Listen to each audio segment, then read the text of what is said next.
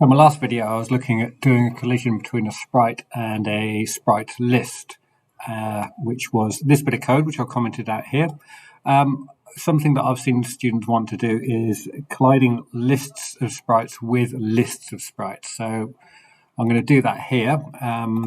This example that I used before had 10 coins. I'm also going to throw in the 10 meteors that were in this example, and we'll have those colliding with each other.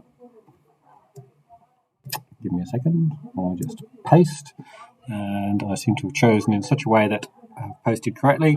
And of course I have new lists, so I need to draw them. Ready? Yep, meteor list dot draw. And I need to also update my meteor list. Meteor list, autocomplete, meteor list. Let's check and see what that looks like. And then we'll go and have a look at doing some collisions with that. I'm ready. And what did I do? Self.meteorlist.update. Just looking at it says error message line 37, not callable.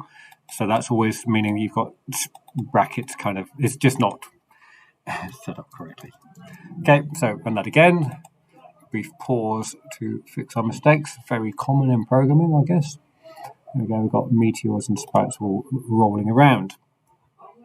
So in my update, I want to do something like this, where this was checking for each collision between a single sprite and the whole list.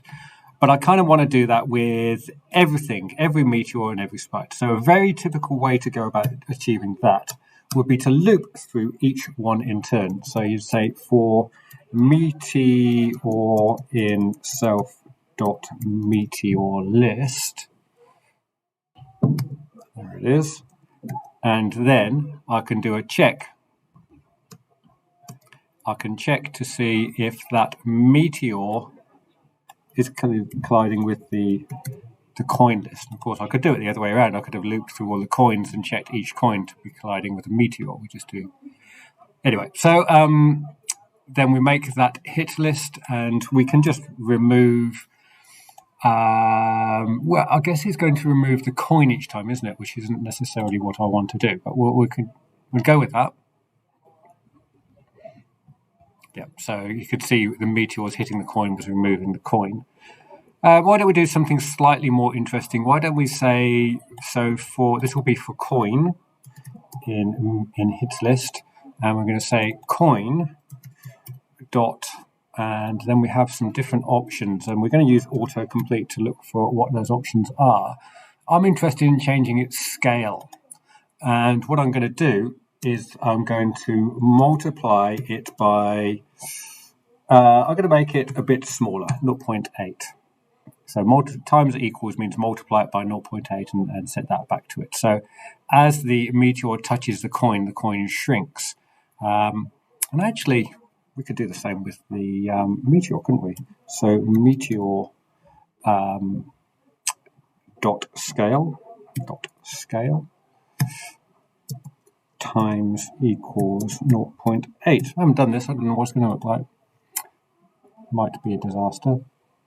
So we're expecting to see them shrinking as they touch each other. So yeah, we can kind of see that's happening in places. I think that was probably all I wanted to do with checking lists against lists. I think we have completed all we needed. There you go.